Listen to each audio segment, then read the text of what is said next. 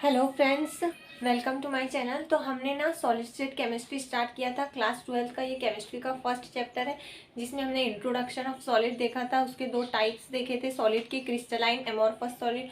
उसके बाद में हमने यूनिट सेल देखी थी, उसके टाइप्स देखे थे। और फिर पिछली क्लास में हमने क्या डिस्कस किया था, पिछली क्लास में हमने 7 क्रिस्टल सिस्टम डिस्कस किए थे कि उसको याद कैसे रखेंगे हम। उसकी एक ट्रिक हमने देखी थी 7 क्रिस्टल सिस्टम को याद रखने की।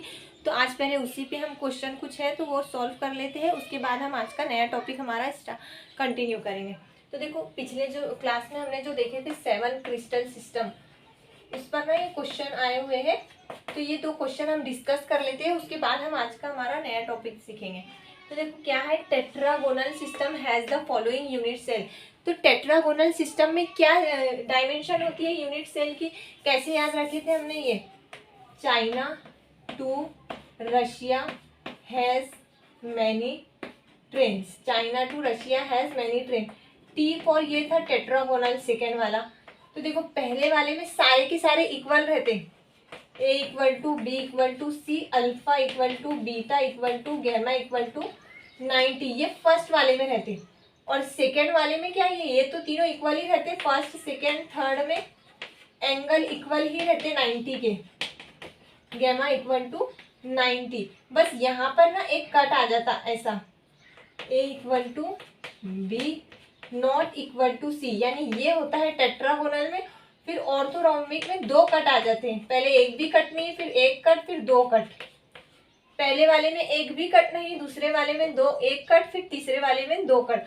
तो ये देखो टेट्रागोनल में ए इक्वल टू बी होता है और B not equal to c होता है। ऐसा हमें कौन सा ऑप्शन दिख रहा है, सेकेंड ऑप्शन है हमारा, a equal to b, b not equal to c, alpha beta gamma equal to 90। तो ये है इस क्वेश्चन का आंसर। देखो ये नीट में और जेडब्ल्यू में ऐसे क्वेश्चन फ्रेम होते हैं कि बताओ कि सिस्टम कौन सा होगा, आपको एंगल और लेंथ दी गई होंगी। उसके बाद एक नेक्स्ट क्वेश्चन है, in a unit cell a equal to 4 angstrom, b equal to 5 angstrom, c equal to 6 angstrom.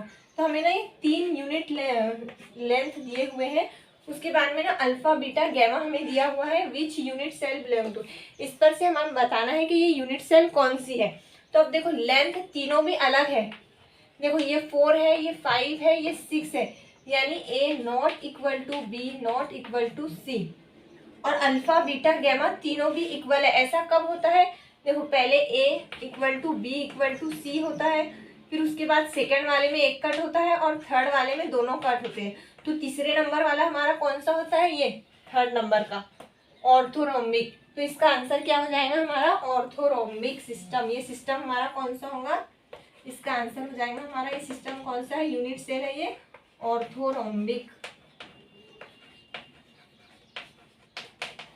उसके बाद अब ना हमारा आज का नया टॉपिक स्टार्ट करेंगे, that is atom present in a unit cell. एक यूनिट सेल के अंदर कितने एटम प्रेजेंट है वो हम देखेंगे। तो हमारे कितने टाइप की यूनिट सेल होती है, मेन 3 टाइप के यूनिट सेल है, एससीसी, बीसीसी और एफसीसी। कितने यूनिट सेल है, 3 टाइप के यूनिट सेल है, एससीसी, बीसीसी और एफसीसी। एससीसी क्या होता है, ये simple cubic unit cell, BCC means body centred, और एफसीसी मतलब फेस सेंटर्ड। इसमें एटम्स कहाँ प्रेजेंट रहते, सिर्फ कॉर्नर पे, ओनली कॉर्नर। बॉडी सेंटर में कॉर्नर प्लस एक एटम बीच में रहता बॉडी के सेंटर में। और इसमें एफसीसी में एटम कहाँ रहते, corner plus each face of cube, cube के सारे फेसेस पे एक एटम रहता। तो अब हम इसमें से नंबर ऑफ एटम कितने प्रेजेंट है इसमें ये कैसे निकालेंगे। तो देखो एससीसी में एक एटम प्रेजेंट रहता, 1 एटम। बीसीसी में 2 एटम प्रेजेंट, बहुत ज्यादा इंपॉर्टेंट है ये ध्यान दो, 2 एटम प्रेजेंट रहते। और एफसीसी में 3 एटम प्रेजेंट रहते, सॉरी 4 एटम, 4 एटम एफसीसी में रहते। देखो एफसीसी में 4, 1 2 4, एससीसी में 1, बी सेकेंड नंबर पे आता ना, एबीसीडी में सेकेंड नंबर पे बी आता, उस पे से हम याद रखेंगे BCC में 2 एटम्स रहते हैं और FCC में कितने रहते हैं, 4 एटम्स रहते हैं। अब ये आए कैसे, देखो ये समझना बहुत ज्यादा इंपॉर्टेंट है कि ये एटम आए कैसे, इसमें 1 एटम क्यों है। देखो ये होती है एक unit cell, cubic unit cell. तो हमने कहा था कि SCC में, सिंपल क्यूबिक यूनिट सेल में, सिर्फ कॉर्नर पे एटम प्रेजेंट होंगे। तो अब आप बोलोगे क्यूब के तो 8 कॉर्नर्स होते हैं, तो इसमें तो 8 एटम प्रेजेंट होने चाहिए थे, सिर्फ एक एटम कैसे प्रेजेंट है। तो अब ना ये समझना बहुत इंपॉर्टेंट है। अभी देखो ये मेरी एक क्यूब है और ये एक मेरा एटम है, इसके ना ये कॉर्नर पे ये एटम प्रेजेंट है। तो देखो इस एटम का ना सिर्फ 1/8 पार्ट, 1/8 यानी एक एटम का 8वां हिस्सा सिर्फ इस यूनिट सेल के अंदर है, बाकी पूरा यूनिट सेल के बाहर है।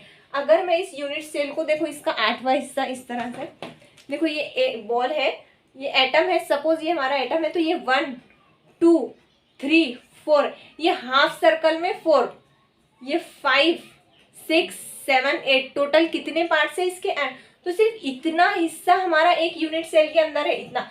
सपोज ये हाफ सर्कल है, तो सिर्फ यहाँ इतना हिस्सा हमारा यूनिट सेल के अंदर है, ये बाकी का हिस्सा बाहर है। ये हमारी यूनिट सेल, जो एक एटम होता है ना, ये 8 सेल में शेयर होता है, शेयर्ड बाय 8 सेल। जो एक एटम होता है कॉर्नर वाला एटम, कौन सा एटम, कॉर्नर वाला, ये 8 सेल से शेयर, 8 यूनिट सेल से शेयर होता है। देखो ये अगर ये हाफ सर्कल है, इसको मैं बीच से कट करूं तो ये हाफ सर्कल है, इसके ये 4 पार्ट है। यहाँ पे दूसरी यूनिट सेल होंगी, यहाँ पे एक दूसरी यूनिट सेल, ये सिर्फ हाफ सर्कल में यानी इस वाले में। तो ऐसे पीछे भी वाले में होंगे 4 यूनिट सेल, यानी आधे हाफ पार्ट में 4 यूनिट। तो एक यूनिट सेल को एक एटम का कितना पार्ट मिल रहा, 8वां हिस्सा मिल रहा ना। देखो ये 1 2 3 4, सिर्फ इतना पार्ट हमारा यूनिट सेल के अंदर है। देखो ऐसे, ये देखो सिर्फ ये इतना पार्ट, 1/8 पार्ट, बाकी का पूरा बाहर है। तो देखो ऐसे हमारे पास में कितने एटम्स है, देखो 1/8 पार्ट एक एटम का, एक यूनिट सेल को कितना पार्ट मिल रहा है एटम का, सिर्फ 1/8 पार्ट। और ऐसे हमारे पास कितने एटम है जो 1/8 पार्ट एक यूनिट में सेल कर रहे हैं। देखो ये 8 कॉर्नर्स है यूनिट सेल के, ये 8 कॉर्नर्स है। यहाँ पर एक एटम है, ये सिर्फ 1/8 पार्ट अपना यूनिट सेल के साथ शेयर कर रहा, बाकी पूरा बाहर है। यूनिट सेल में सिर्फ 1/8 पार्ट है, यानी 8वां हिस्सा एटम का सिर्फ यूनिट सेल में प्रेजेंट है। तो ऐसे कितने एटम है, 1 2 3 4 5 6 7 8, 8 कॉर्नर पे ऐसे 8 एटम है, और एक एटम का सिर्फ 1/8 हिस्सा है। तो देखो ये कितना आ जाएगा टोटल, 1 एटम, 1 एटम। इसी तरह BCC में देखो कॉर्नर पे तो प्रेजेंट रहते ही है, कॉर्नर पे प्रेजेंट, एक एटम बीच में प्रेजेंट रहता है, यानी पूरा देखो एक कंप्लीट एटम ये यूनिट सेल के बीच में इनसाइड प्रेजेंट रहेगा, पूरा बीचों बीच। तो वो जो एटम रहेगा, तो वो तो पूरा एक कंप्लीट एटम रहेगा ना। ये जो बीच वाला एटम रहेगा ये यूनिट सेल के अंदर है, ये तो किसी के साथ शेयर हो ही नहीं सकता, क्योंकि ये यूनिट सेल के एकदम बीचों बीच अंदर है। ये जो है, तो ये कॉर्नर वाले 8 यूनिट सेल से शेयर होते हैं। ये यहाँ पे एक यूनिट सेल, इस वाले हिस्से को दूसरी यूनिट सेल लगी हुई रहती, फिर इस वाले हिस्से को तीसरी यूनिट सेल, ऐसे टोटल 8 यूनिट सेल से शेयर होता है ये एक एटम कॉर्नर वाला। तो ये जो कॉर्नर पे एटम प्रेजेंट है 1/8, ऐसे टोटल कितने एटम्स है, 8, प्लस इसमें एक बीच में बॉडी सेंटर में भी एक एटम है, वो तो पूरा इसी का है ना, इसी यूनिट सेल का, क्योंकि वो यूनिट सेल के एकदम बीच में, वो किसी के साथ शेयर नहीं हुआ। तो ये देखो 1 + 1 कितने आ गए, 2, इसलिए बॉडी सेंटर में कितने एटम रहते हैं, टोटल 2 एटम। ये निकालते आना चाहिए, ये समझना बहुत इंपॉर्टेंट है। जो कॉर्नर के एटम रहते हैं ना, वो एक यूनिट सेल में सिर्फ अपना 8वां हिस्सा शेयर करते हैं, बाकी का पूरा जो यूनिट सेल रहती है ना, 7 हिस्से जो रहते हैं, 7/8, तो ये बाहर रहते हैं यूनिट सेल, ये दूसरी यूनिट सेल के साथ शेयर होते हैं। तो एक यूनिट सेल में तो सिर्फ 8वां हिस्सा ही शेयर होता, और ये पूरा एक सेंटर में। इसी तरह टोटल कितने एटम हो गए, 2। अब निकालते हैं हम फेस सेंटर के लिए। ये हमारी फेस सेंटर यूनिट सेल, इसमें कहाँ कहाँ एटम प्रेजेंट रहते, कॉर्नर पे तो सब जगह रहेंगे ही, कॉर्नर पे तीनों में भी रहेंगे, तो ये 8 कॉर्नर का एक कॉर्नर वाला एटम कितना देता 1/8, तो 8 एटम है ऐसे हमारे पास टोटल। प्लस इसमें ना ईच फेस पे एक फेस पे हर फेस पे एक एटम प्रेजेंट रहेगा इस तरह से। देखो ये है पूरी एक फेस, टोटल कितने फेस रहते क्यूब को 1 2 3 4, ये नीचे की फेस और ये ऊपर की 6 फेसेस। तो ये ऐसा फेस पे एक एटम रहेगा। देखो कॉर्नर पे भी 8 एटम रहेंगे ऐसे और फेस पे भी। तो ये जो फेस पे एटम है ना, ये आधा यूनिट सेल के अंदर है और आधा यूनिट सेल के बाहर है। यानी एक एटम कितने यूनिट सेल के साथ शेयर हो रहा है 2 यूनिट सेल के साथ में। एक एटम हमारा 2 यूनिट सेल की, यानी ये वाले जो बाहर का एटम है इस पे दूसरी यूनिट सेल लगी हुई होंगी।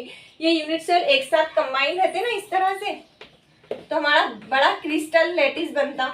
तो जो आधा एटम है इस वाले यूनिट सेल के अंदर है और आधा बाहर वाले यूनिट सेल के अंदर, यानी फेस वाले एटम कितने, सिर्फ आधा एटम प्रेजेंट रहता एक यूनिट सेल में। तो ऐसे हमारे पास में कितने एटम्स है, देखो ये फेस पे 1, ये पीछे वाला फेस 2, ये ऊपर नीचे 4, ये 5, ये 6, ऐसे टोटल 6 फेसेस है हमारे पास में।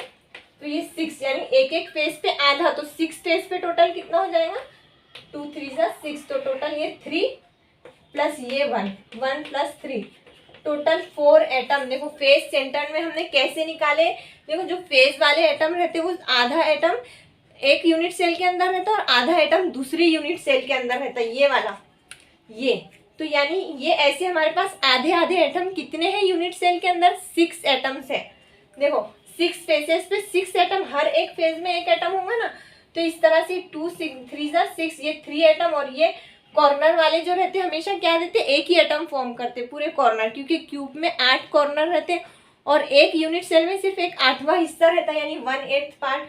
तो ऐसे हमें कॉर्नर वाले एटम का एक होता और जो बीच वाला एटम रहता जो वो तो पूरा कंप्लीटली एक शेयर करता है, यानी बॉडी सेंटर में जो बीच में एटम प्रेजेंट रहेगा एकदम बीच में, तो वो तो किसी के साथ शेयर नहीं हो सकता क्योंकि वो बॉडी से यूनिट सेल के एकदम बीच में प्रेजेंट है। तो वो एक और ये एक, टोटल 2। और जो फेस पे रहते ना वो आधा शेयर करते, यानी एक एटम आधा हिस्सा अपना यूनिट सेल को देता, एक एटम आधा दे रहा। तो टोटल हमारे पास कितने रहते फेजेस पे 6 एटम रहते। तो टोटल हमारे पास 2 3 एटम्स होते हैं हमारे फेस के। तो ये 1 + 3 4। तो अब देखो सबसे ज्यादा एटम किस में प्रेजेंट है, सबसे ज्यादा प्रेजेंट ये कैसे निकाले ना हमने, ये इंपॉर्टेंट है, ये निकालना आना चाहिए। इसी पे आपको ये निकालना आएगा तभी आप न्यूमेरिकल्स इसके सॉल्व कर पाओगे। आपको ये एटम्स याद तो रखना ही है, लेकिन हमने निकाले कैसे वो भी आना चाहिए। यानी यहाँ पे कितने हैं 4 एटम, फेस सेंटर में 4 एटम, बीसीसी में 2 एटम, एससीसी में 1 एटम। निकाले कैसे वो आपको आना चाहिए, निकालते आना चाहिए। और याद कैसे रखेंगे, देखो बीसीसी बी सेकेंड नंबर पे आता है एबीसीडी में, तो इसमें 2 एटम 1 2 4, 1 का डबल 2, 2 का डबल 4, इस तरह से 1 2 4 एटम हमारे पास में होंगे। सबसे ज्यादा एटम किसमें है एफसीसी में।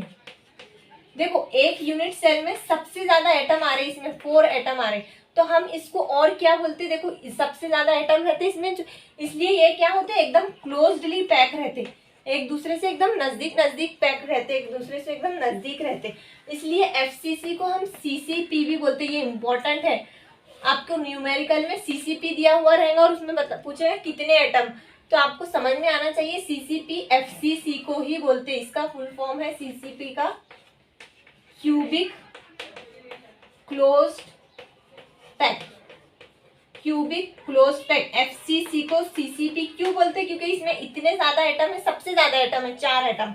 तो ये सब क्या होंगे, एक क्यूब में देखो 4 एटम टोटल आ रहे हैं, तो ये सब एक दूसरे से क्लोज होंगे, क्यूब के अंदर एकदम क्लोजली पैक करे हुए हैं, इसलिए इसका नाम होता है सीसीपी भी इसको बोलते हैं क्यूबिक क्लोज्ड पैक। तो ये देखे हमने आज कि एक हमारे यूनिट सेल में कितने एटम प्रेजेंट रहते हैं, ये आपको निकालते आना चाहिए।